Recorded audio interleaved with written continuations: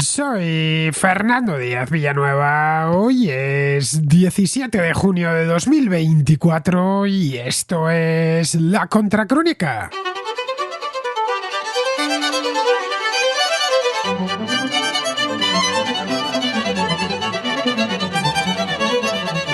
La decisión de Emmanuel Macron de convocar elecciones anticipadas hace justo una semana sorprendió a propios y extraños. Se produjo durante el recuento de las elecciones europeas, 2 horas antes de conocer los primeros resultados que resultaron ser muy buenos para la agrupación nacional, el partido de Marine Le Pen, que se hizo con casi 1/3 de los votos. El partido de Macron quedó muy lejos, descendió hasta el 14% de los votos y perdió 10 escaños en el Parlamento de Estrasburgo. Podría Macron haberlo dejado estar. Aún faltaban 3 años para las legislativas y las presidenciales y nada le obligaba a anticipar la convocatoria, pero prefirió jugársela. Macron es de natural audaz y le gusta asumir riesgos. Pensaba que un movimiento como este pillaría a sus adversarios con la guardia baja y sin las candidaturas debidamente afinadas. Es posible incluso que ya descontase este escenario durante la campaña electoral cuando las encuestas daban una victoria contundente para la agrupación nacional. Tan solo había que esperar y dar el campanazo durante el escrutinio. Partía, en definitiva, de la suposición de que él y su partido se beneficiarían del factor sorpresa. Los partidos de izquierda no tendrían tiempo para elaborar las candidaturas y forjar una serie de alianzas fundamentales para superar la primera vuelta el 30 de junio. Eso, como ya sucedió hace 2 años, obligaría a muchos votantes de izquierda a decantarse por el voto útil, apoyando al partido de Macron en la segunda vuelta del 7 de julio. Una maniobra como esta ya se ha ensayado en varias ocasiones contra el partido de los Le Pen, es decir, aprovecharse de las 2 vueltas en las elecciones francesas para reagrupar voto en torno al candidato que se opone a ellos. Ese presupuesto de partida es el que parece que se está desmoronando en estos momentos, una semana después de que Macron decidiese pulsar el botón nuclear.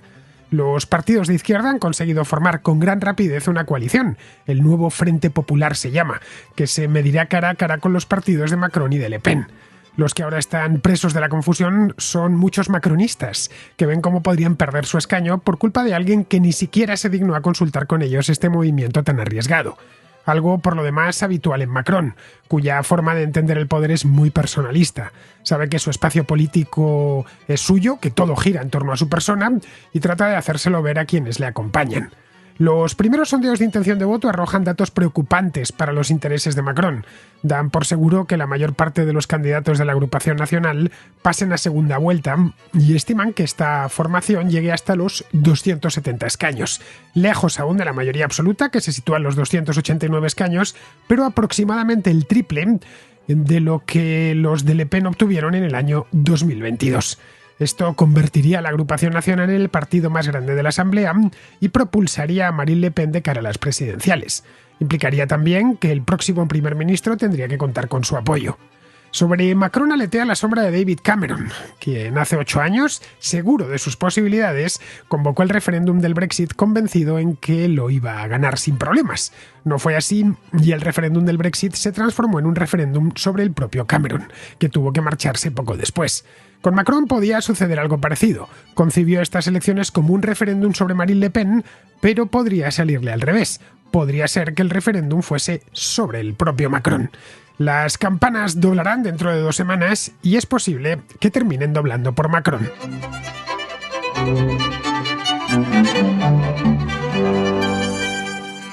Este sábado, supongo que lo habréis visto ya por los informativos de televisión y en redes sociales, más de 250.000 de personas salieron a la calle de las principales ciudades de Francia, entre ellas naturalmente París, donde tuvo lugar la manifestación más numerosa. En torno a unas 75.000 personas se estima que hubo en la manifestación parisina. ¿Por qué protestaban? Bien, protestaban contra la agrupación nacional de Marine Le Pen.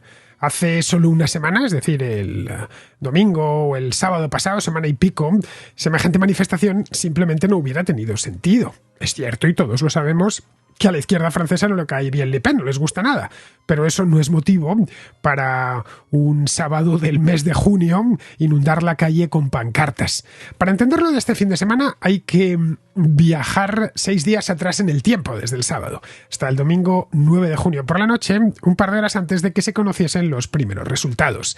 En las elecciones europeas, como bien sabéis, los resultados tardan un poco más en darse porque no en todos los países los colegios cierran a la misma hora, y esa es la razón por la cual, aunque en unos cierren a las 8, pues en otros lo hacen a las 10, y para que no haya interferencias de un país a otro, no se proporcionan resultados preliminares hasta las 11 de la noche. Bien, pues antes de las 11 de la noche, el domingo pasado, sería en torno a las 9 y media más o menos, todo lo que sabíamos en ese momento eran simples encuestas a pie de urna, que bueno, pues dependiendo de los países son más o menos fiables, pero no dejan de ser encuestas. Bien, pues en ese momento sucedieron dos, llamémoslos, eventos sísmicos, dos terremotos concatenados que sacudieron Francia. Insisto, poco antes de que se supiesen, en la misma noche electoral, poco antes de que se supiesen esos primeros resultados que se empezaron a ofrecer a partir de las 11 de la noche. El terremoto inicial se produjo poquito después de que cerrasen las urnas en Francia, después de que los franceses hubiesen votado durante todo el día para sus diputados al Parlamento Europeo. Casi de inmediato, y se pudo saber por estas encuestas a pie de urna, la lista electoral de la Agrupación Nacional, que es el partido de Marine Le Pen. Marine Le Pen no se presentaba un tipo llamado Jordan Bardella, que es bastante conocido en Francia, es un diputado muy joven, que ya era eurodiputado y que se ha hecho cierto nombre, sobre todo en la derecha francesa. Bien, pues la lista de Jordan Bardella, que era quien la encabezaba, se proyectaba ya en estas encuestas a pie de urna como la ganadora absoluta de estos comicios. No era una sorpresa. A nadie le extrañó en Francia que estas encuestas a pie de urna diesen esos resultados. Durante varias semanas, los sondeos de intención de voto ya habían anticipado que la lista de la Agrupación Nacional iba a rondar por lo menos en torno al 30% de los votos. Al final fueron el 31%, pero dentro de lo que estimaban las encuestas. Esto es más del doble de lo que la plataforma macronista llamada el Europe Ensemble y su candidata, que es Valérie Hayer, obtuvieron. Porque aquí la cuestión no era saber cuánto iba a obtener, con cuánto iba a ganar la Agrupación Nacional, se sabía que iba a ser en torno al 30%, sino dónde se iba a quedar Valérie Hayer, es decir, dónde se iba a quedar el partido de Macron. Bien, se quedó lejísimos, fue un auténtico batacazo, descendió hasta el 14% de los votos, unos el 31% y los otros el 14% de los votos. Todo el mundo automáticamente empezó a mirar hacia el Palacio del Elíseo a preguntar qué es lo que había pasado. Bien, a las 11 de la noche esos primeros resultados ya del escrutinio oficiales ya se hicieron públicos y eran demoledores para el gobierno francés. La Agrupación Nacional había ganado las elecciones europeas de 2019, pero claro, no con esa diferencia. Había ganado por poquito, prácticamente empatada con el partido de Macron, y de hecho empataron también en escaños. Empataron a 23 escaños, si mal no recuerdo. Pero es que esta vez el margen era mucho más amplio. Era de 17 puntos porcentuales. Luego además había otro elemento que preocupaba mucho, y era que el partido de Le Pen había ganado en todas las regiones de Francia, incluyendo en algunas regiones donde no suele ganar nunca, como es el caso de Bretaña o la isla de Francia. Bueno, la isla de Francia con la excepción de París. La isla de Francia, Île-de-France, es la región en la que está París.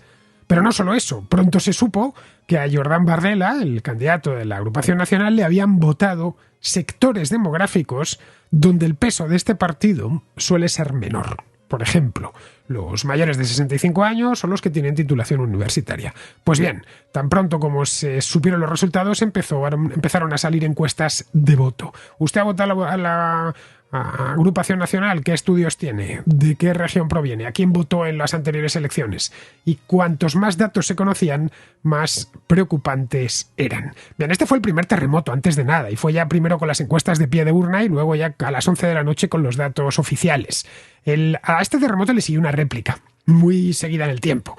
Sin conocer siquiera los resultados finales, el presidente Emmanuel Macron decidió comparecer por televisión y disolver la Asamblea Nacional y convocar elecciones legislativas para dentro de nada, para el día 30 de junio. Es decir, para 20 días después. Algo así, nadie se lo esperaba. Y cuando digo nadie, es nadie. Ni fuera de su partido, como es normal, pero tampoco dentro de su partido. El anuncio no solo pilló por sorpresa a todos los adversarios de Macron, sino también a muchos dentro del propio ensemble, de la propia coalición macronista. De hecho, los macronistas estaban convencidos de que iba a suceder lo contrario, que bajo ningún concepto Macron se atrevería a convocar elecciones. Iba contra el sentido común. O al menos eso es lo que pensaban ellos. Vamos, que el presidente no se arriesgaría a hacer algo semejante cuando aún quedaban 3 años para las siguientes elecciones. Las últimas fueron en 2022, las siguientes tocaban en 2027. ¿Por qué? Porque las legislaturas francesas, como la presidencia, no son 4 años, como en la mayor parte de países, sino 5 años. Pero sucedió que lo que hizo Macron fue lo contrario. Iba contra el sentido común, o lo que indicaba el sentido común, es aguanta con la mayoría que tienes, que no es absoluta, pero es la que tienes y sigue siendo presidente al menos hasta 2027. Muchas cosas pueden cambiar para entonces. Nada, sucedió lo contrario y Macron puso de golpe en marcha una campaña electoral para la que nadie, así de primeras, estaba preparado. Los analistas políticos franceses, y ya ha habido una semana para pensar y repensar esta historia, y la campaña electoral se ha puesto en marcha naturalmente, ven esto como una apuesta. De hecho, digo que se ha puesto en marcha, las manifestaciones del otro día, el sábado, se enmarcan dentro de la campaña electoral de los partidos de izquierda. Bien, los analistas políticos en Francia piensan, y parece que es obvio, que esto es una apuesta en sentido estricto, no de manera figurada, más cerca de los juegos de azar que de algo debidamente estudiado y planificado. Al parecer, el actual primer ministro, Gabriel Attal, trató de disuadirle, según he podido leer, pero no había manera. Macron estaba convencido de que era lo único que podía hacer. Quería convocar elecciones y lo hizo porque en Francia es la única persona que puede convocar elecciones, en tanto que es el presidente, es el único que puede disolver la Cámara. Otros analistas han sido más duros. Le han llamado de todo. Lo han llamado bombero pirómano, por ejemplo. Es decir, que provoca incendios para luego correr a extinguirlos. Lo cierto es que hay algo de ambas cosas. De apuesta entendida como juego de azar y de incendio provocado para erigirse luego en Salvador. La apuesta, de cualquier manera, estaba calculada. Otra cosa es que no estuviesen hechos bien los cálculos, pero calculada sí que estaba. Tenía algo de juego de azar, pero no es un juego de azar. Es decir, Macron no está tan loco.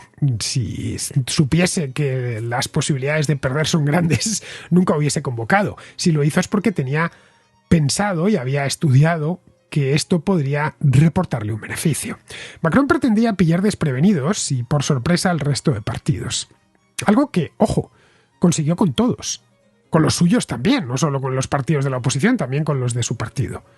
Pero el problema era que cuando se puso a convocar elecciones no se dio cuenta que había partidos como la Agrupación Nacional que ya estaban, o en sus planes figuraba el que hubiese elecciones anticipadas, quizá no el 30 de junio de este año, quizá el año que viene, pero Macron está muy desgastado, no lo olvidemos, si no tenía mayoría absoluta. Tenían ya planes muy avanzados por si había suerte y el presidente decidía anticipar, no lo sé, en el año 2025 o 2026. Tenían, en definitiva, los de la Agrupación Nacional, las listas de candidatos hechas y preparadas para lanzarse a la arena electoral. En el extremo opuesto del espectro, es decir, con la izquierda, no sucedía nada de eso. En Francia no hay un solo partido de izquierda, que a veces se tiende a pensar que, bueno, hay un partido de izquierda que puede estar en su mejor o en su peor momento, pero nada más lejos de la realidad. Los partidos de izquierda en Francia son muchísimos. A poco que uno mire la política francesa, es realmente liosa, porque hay un montón de partidos, más de los que a veces pensamos. Es imposible y además se van haciendo y rehaciendo. El nuevo Frente Popular que se ha constituido tiene más de una decena de partidos. A veces pensamos, no, la Francia insumisa, ¿no? Que eso hay que sumarle el Partido Socialista o lo que queda de él, el Partido Comunista Francés y una serie de partidos y partidillos que han ido apareciendo con nombres la mar de extraños. Es decir, hay uno que, por ejemplo, se llama Ensemble o algo así, creo que es el nombre. Sí, Ensemble, es decir, que en francés significa juntos. Hay uno que se llama Generación S, hay uno que se llama Para la Reunificación o la Reunión, en fin, que es otro el Progreso, que se vuelve uno un poco loco pensando en la cantidad de partidos, ojo, que tienen actualmente representación dentro de la coalición de izquierdas. Que en este caso, esta coalición había medio saltado por los aires, las de las legislativas del año 2022. De hecho, para esas legislativas se conformó una coalición izquierdista llamada Nouvelle Union Populaire Écologique et Sociale, es decir, Nueva Unión Popular Ecológica y Social, bueno, más conocida en Francia como NUPES, por su acrónimo, que estaba formada por varios partidos. Pero esta coalición había implosionado ya. Implosionó, de hecho, poco después. Jean-Luc Mélenchon, que es el presidente del partido más grande, que es la Francia Insumisa, trató de adueñarse de todo ese espacio y tanto los comunistas como los verdes salieron disparados. Bien, con esto mismo, con los problemas que tiene tradicionalmente la izquierda francesa para entenderse, contaba Macron. Es decir, con la desunión crónica de la izquierda francesa. Eso, en principio, garantizaba sus resultados en la primera vuelta. Es decir, serían malos y se quedan los resultados de la izquierda y garantizaría los suyos buenos. Vamos, que se quedaría con sus votos en la segunda. Pero no está sucediendo eso. La NUPES, tratar de decirlo en francés, Nouvelle Union Populaire Écologique et Sociale, es decir, Nueva Unión Popular Ecológica y Social, eso ha desaparecido. Se ha reconvertido en otra coalición que le han puesto un nombre con mucha más pegada, lo han llamado Nouveau Front Populaire, es decir, Nuevo Frente Popular, al que se han sumado un montón de partidos, comunistas, socialistas, verdes, la Francia Insumisa, por supuesto. Lo han hecho además, y esto es llamativo, a la velocidad del rayo. Anunciaron la coalición con su nombre el día 10, es decir, solo unas horas después del anuncio de las elecciones. Esto sí que no se lo tenía bien pensado Macron. El nombre, por cierto, está muy bien elegido, porque es un nombre que tiene, cualquiera que conozca la historia de Francia lo sabrá, tiene resabios históricos. Se llama igual que el Front Populaire, el Frente Popular de Léon Blum, de Daladier y de Thorez, que se presentó y ganó aquellas elecciones del año 1936. Bien, el acuerdo al que han llegado, y lo anunciaron el día 10, consiste en presentar un candidato único en cada circunscripción, que se mida ese candidato único, ya sea de la Francia Insumisa, ya sea socialista, ecologista, comunista, de cualquiera de los partidos. Supongo que tienen que hacerlo rápido además, pero supongo que pasarán las de Caín para elegir a ese candidato. Se va a medir con los candidatos macronistas y lepenistas. Esto ya de por sí parte en dos la estrategia del presidente de neutralizar a la izquierda en la primera vuelta, ya que muchos de esos candidatos únicos podrían pasar a segunda vuelta complicándole las cosas. Donde tampoco ha funcionado la apuesta es en la derecha. Él partía de la idea de que la derecha se iba a presentar solo Le Pen y a lo sumo con Reconquista, es decir, con los de Éric Zemmour, pero que iban a estar aislados. Bien, pues el martes el líder del Partido Conservador, de los republicanos, se llama Éric Ciotti, dijo que su partido quizá debería aceptar la invitación de la Agrupación Nacional para unirse a ellos, que es una posibilidad. Es decir, que se vayan con Le Pen. Esto provocó evidentemente una tormenta dentro del partido. Los varios varones republicanos, los republicanos son los gaullistas, han pedido ya que se destituya a Ciotti, que se ha cerrado en banda naturalmente y se niega a dimitir. Entre tanto, lo que han hecho los de la Agrupación Nacional es invitar uno a uno a los republicanos descontentos para que se pasen a sus filas. Alguno se lo está pensando, más de uno, porque ve que así podrían mantener su escaño. Macron naturalmente ha hecho lo propio, con la esperanza de que si dinamita al gaullismo se beneficiará de ello, porque cree que esos candidatos le apoyarán a él antes que a Le Pen. Bien, que sigue con el mismo principio Macron, el mismo que le llegó al poder hace ya, pues, de estos 7 años, en el año 2017. El principio de Macron es yo o el caos, y no hay mucho más. Me tenéis que elegir a mí porque lo que no soy yo es mucho peor. El caos para Macron lo representan los dos extremos, especialmente la Agrupación Nacional. Por un lado, los insumisos de Mélenchon y por otro lado, la extrema derecha de Le Pen. Y así trata de hacerlo ver. Pero eso ha tenido como consecuencia que la Agrupación Nacional se haya rehecho por completo. Porque si realmente tenía a alguien señalado con el dedo era la Agrupación Nacional, más que a la Francia Insumisa. De hecho, de esos votos de izquierda y de extrema izquierda se beneficiaba en la segunda vuelta de las elecciones. Le sucedió tanto en 2017 como en 2022. La Agrupación Nacional, entre tanto, no ha hecho más que rehacerse. Bueno, lleva años reinventándose ese partido. Desde el año 2011 exactamente, cuando Marine Le Pen heredó el partido, lo de heredó entre comillas, pero sí, en cierta medida lo heredó de su padre, Jean-Marie Le Pen. Pues ha ido limando las aristas más problemáticas de este partido. Purgó los cuadros, eliminando los perfiles más comprometidos, neonazis, los que defendían la Francia de Vichy, los más abiertamente racistas. cambió el nombre del partido, que dejó de llamarse Frente Nacional, esto fue en 2018, y pasó a llamarse Agrupación Nacional. De hecho, todavía hoy, de manera genérica, se le sigue conociendo como Frente Nacional, aunque hace ya 6 años que no se llama así. Eso de Agrupación Nacional suena algo más amable. También se deshizo de forma muy visible de la figura de su padre. Primero le apartó y luego ya en 2015 le expulsó directamente del partido porque el padre no hacía más que decir inconveniencias a los medios. El padre fundó otro partido que se llama los Comités Jean, que es un partido intrascendente y yo creo que a estas alturas está ya completamente muerto. A efectos electorales no ha hecho nada. Bueno, entre otras cosas porque Jean-Marie Le Pen tiene ya 95 años, 96 cumplirá este año, y está por lo visto muy delicado de salud. Marine Le Pen ha conseguido algo notable.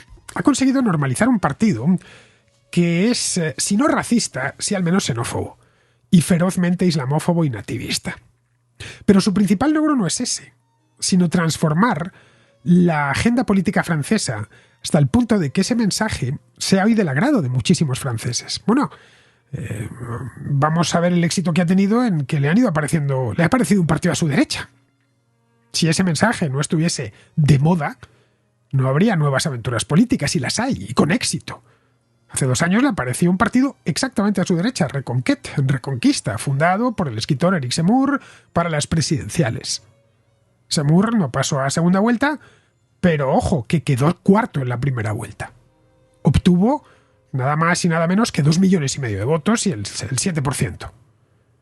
El auge de la Agrupación Nacional y de Reconquista han dejado a la derecha francesa tradicional reducida a escombros. El gaullismo, en definitiva, ha desaparecido o está en vías de desaparecer. Entonces, mirando así las cosas, la pregunta que a todos nos asalta es por qué Macron se la ha jugado. No tenía necesidad de convocar estas elecciones. Ninguna. En principio, ninguna.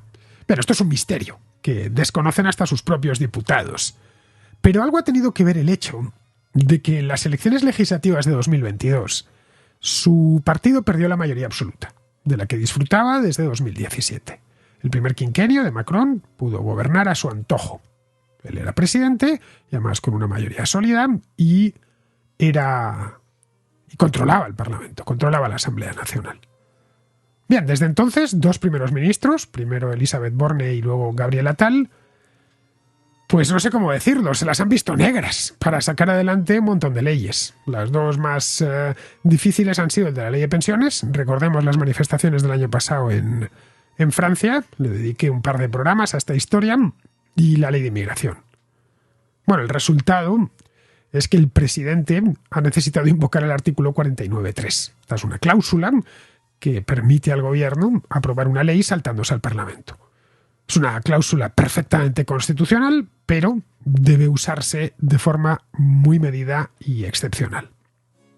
Bien, esta parálisis parlamentaria es la que seguramente empujó a Macron a convocar elecciones anticipadas.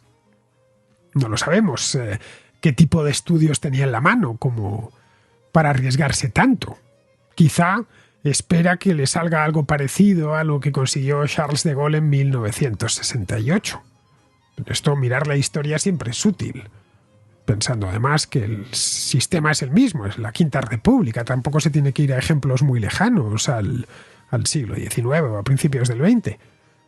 Era la Tercera o la Cuarta República, la misma quinta, con el mismo sistema. Bien, aquel año 1968 hubo grandes manifestaciones en París, el Mayo parisino, ya sabéis.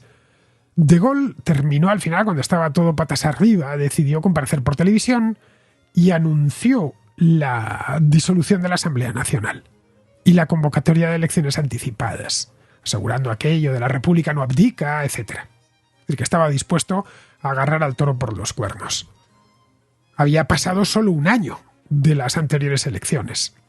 Se habían celebrado el año anterior, en el mes de marzo exactamente del 67. Su primer ministro, Georges Pompidou, había perdido la mayoría absoluta por poco, además, solo por 3 escaños, pero la había perdido. De Gaulle vio la posibilidad de que esos desórdenes en París, que luego se han convertido en una especie de mito, en aquel entonces a muchos franceses todo aquello les sentó mal, especialmente a los franceses de centro y de derecha. Pensó que aquello podría hacerle ganar voto, que aquello podría propulsar a su partido, y así fue. Su partido, la UDR, la Unión de Defensa de la República, el origen de los republicanos, arrasó en las elecciones y recuperó la mayoría absoluta mientras los socialistas de Mitterrand y los comunistas se hundían. De modo que lo más seguro es que espere hacerse un De Gaulle. Pero claro, la historia de la Quinta República, no es muy larga, pero sí lo suficiente como para que podamos pescar ejemplos en ella. Es posible que le salga un Chirac. En el año 1997, cuando Jacques Chirac llevaba 2 años en la presidencia, sorprendió a todos al disolver el Parlamento y anunciar nuevas elecciones un año antes de que tocase. Tocaba en el 98 y decidió adelantarle un año. Su objetivo era fortalecer la posición de su partido, recogiendo votos en la derecha y en el centro para neutralizar a los socialistas. Pero los socialistas ganaron aquellas elecciones, obligando a Chirac a cohabitar con un primer ministro socialista, Lionel Jospin, que seguramente os acordáis de él. Esto ya fue hasta el final del mandato, en el año 2002. Algo así podría suceder. En Francia el primer ministro lo nombra el presidente, pero tiene que venir acompañado de la aprobación de la Asamblea Nacional. Los presidentes que tienen a la Asamblea en contra se exponen a tener que nombrar a un primer ministro de un partido opositor. Y se produce entonces lo que se llama la cohabitación. Se tiene que cohabitar en el poder un presidente de un signo político y un primer ministro de otro. Esto ha sucedido ya. Sucedió con Jospin en el 97 y con Chirac en el 86, tras las legislativas de ese año en las que los republicanos consiguieron la mayoría absoluta. Desconocemos si la agrupación nacional conseguirá hacerse con la mayoría absoluta. Es mucho, son 289 escaños. Pero podrían quedar cerca, condicionando así al próximo gobierno. Es decir, que Macron, para salir de un problema, es muy posible que se haya metido en otro muchísimo mayor.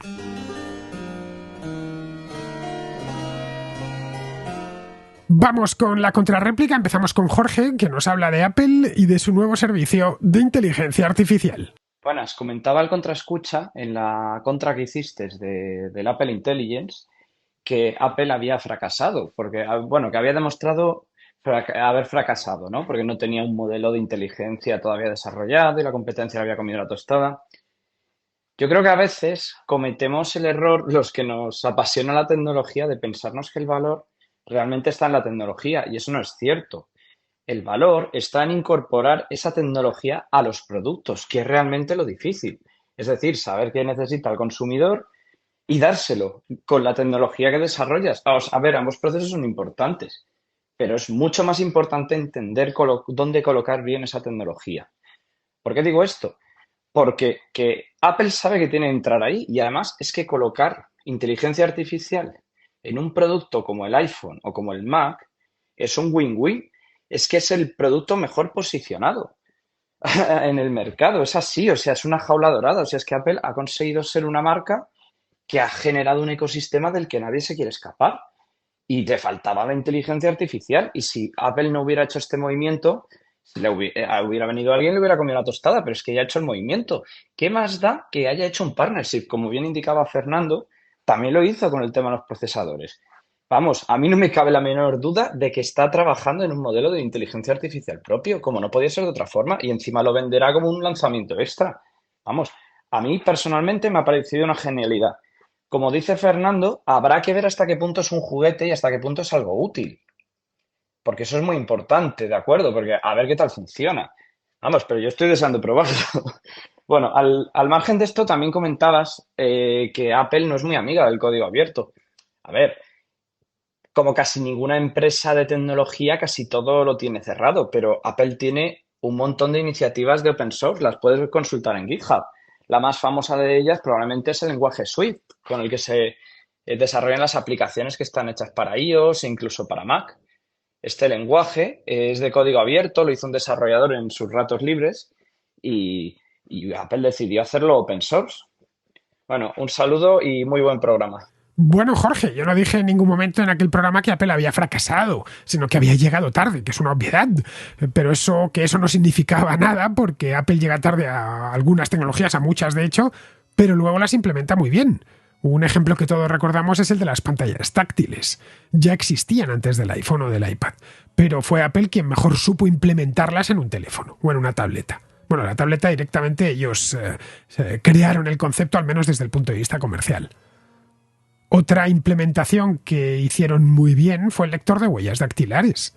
Recuerdo que hasta que lo incorporó Apple en los iPhone 5S, esto fue en 2013, a ver, existir ya existían esos lectores, pero funcionaban realmente mal y no eran prácticos. Recuerdo que era común tener que pasar el dedo varias veces y aun con todas no servía de nada y tenías que introducir la contraseña. Apple tomó esa tecnología e hizo una implementación perfecta. Algo parecido sucedió con el desbloqueo del teléfono con las cámaras. Existir ya existía, pero de nuevo Apple lo implementó muy bien en su iPhone X en el año, creo que fue el 2017. Es decir, que no inventa muchas cosas, pero cuando decide llevárselas a sus dispositivos lo hace muy bien.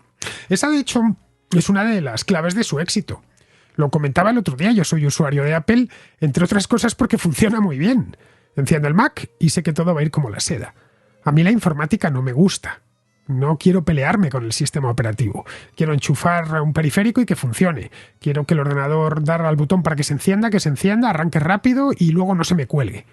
Y quiero también que las principales aplicaciones que utilizo corran a la perfección. Los ordenadores de Apple te dan una serie de aplicaciones que están diseñadas solo para los Apple, para los Mac. Y no hablo ya de un procesador de texto o software de presentaciones o de hojas de cálculo, que también los tiene, sino de programas especializados y relativamente sofisticados que yo utilizo a diario, como es el caso de Final Cut o Logic Pro. Mira, no tenemos ni idea de cómo Apple va a implementar la inteligencia artificial, no lo sabemos, en sus dispositivos, tanto los Mac como todos sus servicios, como los iPhone. Igual la cosa no funciona y luego apenas se utiliza. No sé qué uso tendrá, por ejemplo, Siri. Lo desconozco. Yo, desde luego, no le doy ninguno. Yo, de hecho, lo tengo desactivado, porque no me sirve absolutamente para nada. Si quiero mirar el tiempo, ¿qué va a hacer? Pues no tengo más que pulsar en la aplicación de tiempo y me lo dice. Para que me diga lo mismo Siri hablando, pues lo miro y termino antes. Y cuando quiero buscar algo en Google, pues entro en el navegador y lo busco. Lo que sí tiene es un buen sistema de reconocimiento de voz. Eso es indiscutible. Mejor que el de otros sistemas o el de otros programas. Yo muchos correos los respondo así. Se los dicto en una palabra. Quiero responder un correo rápido, le doy a grabar. Vamos a grabar en el teclado. Tengo una teclita que le doy y para una respuesta rápida está muy bien. Esto hace 2 o 3 años ni se me hubiera pasado por la cabeza porque fallaba mucho. Pero en esto ha mejorado considerablemente. Pero bueno, la incógnita está ahí, ya veremos cómo funciona eso de Apple Intelligence. Bien, seguimos con Francisco, que nos habla del famoso portátil, el laptop, para que me entendáis en Hispanoamérica, de Hunter Biden.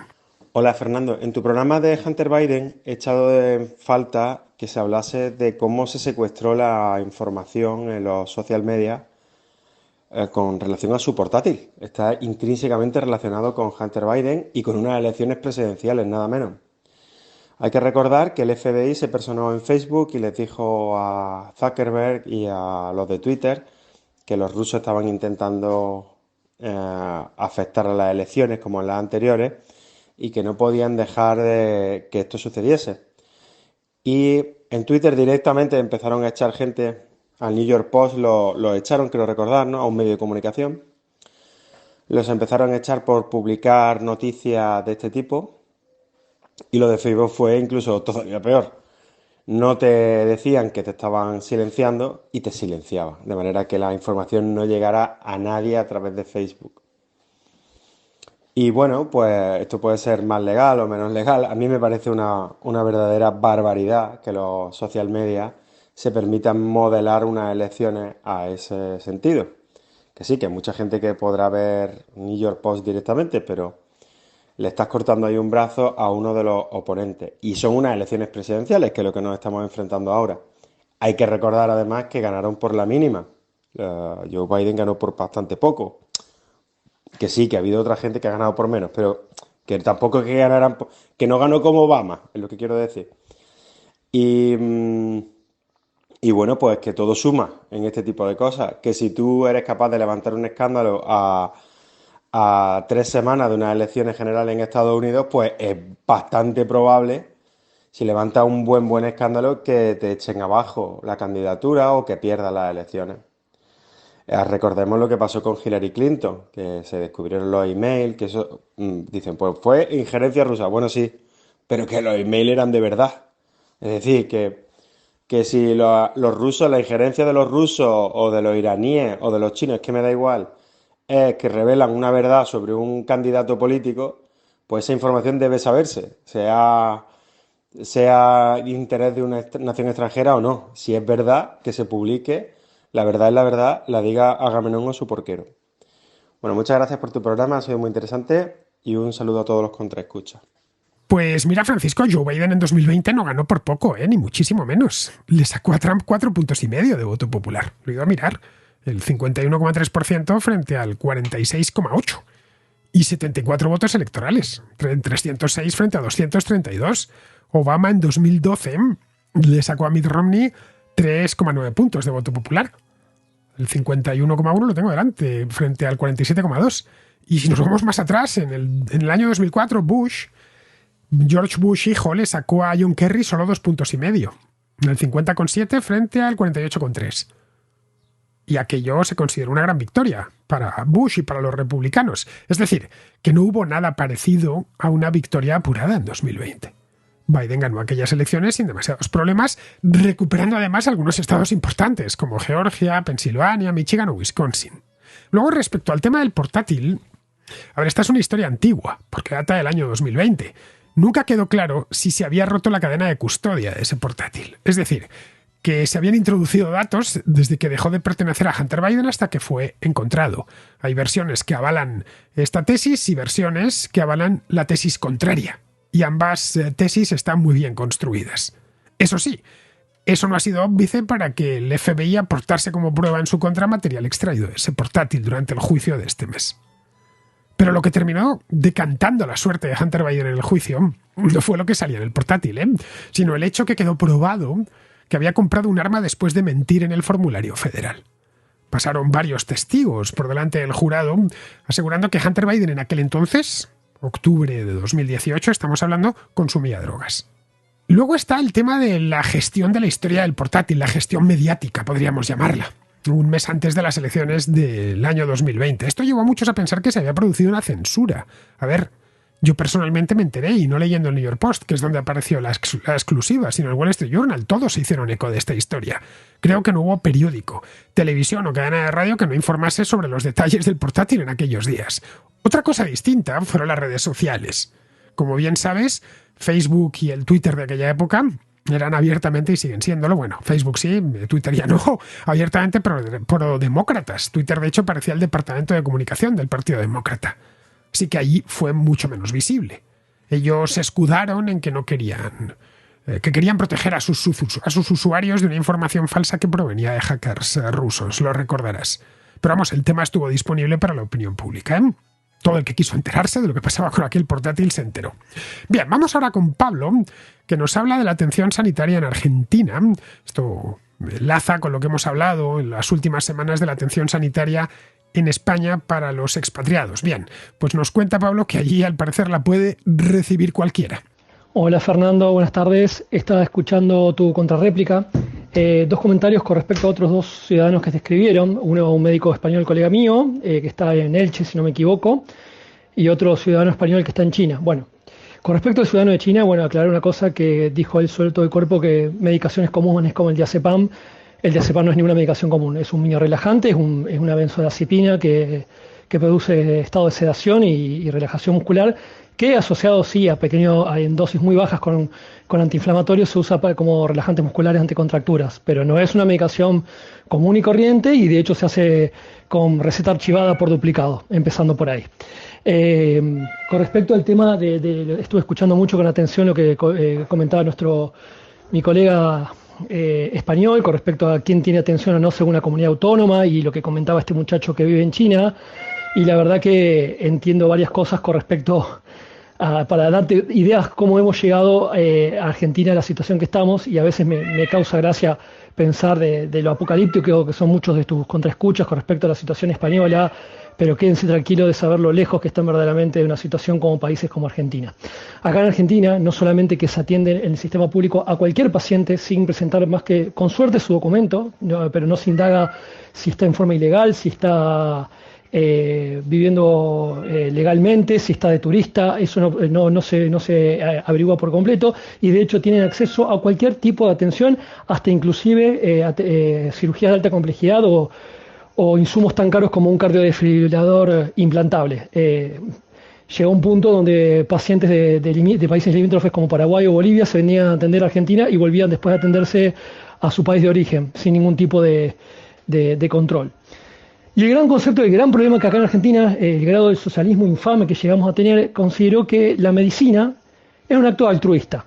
Está donde uno como médico tenía que hacer su profesión, primero que todo por un sueldo paupérrimo a nivel sobre todo del sistema público, y tú lo tenías que hacer igual porque está mal visto que tú te puedas negar como si la medicina no es un comercio. Entonces, a ese punto de alineación mental fue logrando el socialismo, sobre todo en los últimos 20 años en Argentina, donde todos son derechos y no hay obligaciones y que parecería que todo es gratis sin caer en la cuenta de saber de que todo tiene un precio. Así que bueno, les digo, obviamente que si siguen por este camino todo es posible, pero y yo siempre me agarro la cabeza cuando algún alienado dice que de salir de la Unión Europea no saben la barbaridad que están diciendo, porque no significa que idiosincráticamente el español no pueda ir por el mismo camino en Argentina, pero mientras se mantenga entre una estructura estable y sólida como la Unión Europea, no debería porque les marcan el camino a seguir. Y no pasa solamente por una cuestión económica, Fernando, pasa por cuestiones de pautas en salud, pasa en pautas de educación y muchas otras más, que acá, por ejemplo, con el Mercosur, eso nunca se pudo lograr. Te agradezco y espero no haber aburrido con mi comentario. Tienes a tu gato Pablo queriendo participar en la contrarréplica. No sé qué nos habrá dicho, pero si alguien entiende el idioma gatuno, que nos lo cuente. Bien, respecto a lo que nos comentas de la atención sanitaria, mira, yo he llegado a oír, en más de una ocasión además, que los médicos tienen que trabajar gratis, porque han hecho un juramento. El famoso juramento hipocrático, que como bien sabes tiene muchas versiones. Creo que en ninguna de ellas ese juramento estipula que los médicos tengan que trabajar gratis, pero bueno, se acogen a esa idea para integrarla dentro de su agenda política. Evidentemente los médicos no tienen que trabajar gratis, nadie tiene que trabajar gratis. El trabajo es una mercancía y como tal tiene un precio. Ese precio es el salario. Otra cosa distinta es que si vas en un avión o en un tren y alguien sufre un infarto y hay un médico a bordo, pues ese médico naturalmente le atenderá al infartado de forma desinteresada. Ahora bien, una vez en tierra, la persona que ha padecido el infarto se pondrá en manos de médicos cuyo trabajo sí que tiene un coste.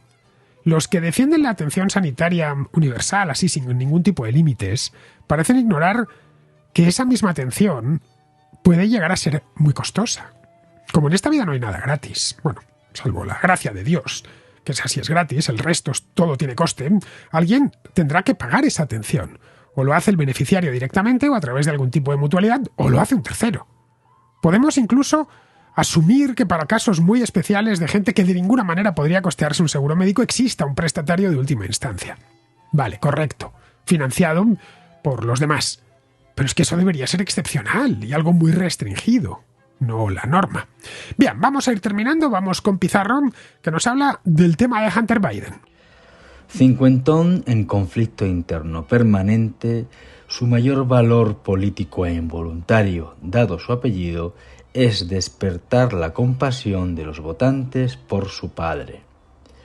Según se acerquen las elecciones estará más expuesto, y cuando pasen volverá a luchar contra sus demonios en privado, y a temer más a los espejos que a las cámaras. Un cordial saludo de Pizarro. Y hasta aquí, queridos amigos, llega la contracrónica de hoy, 17 de junio.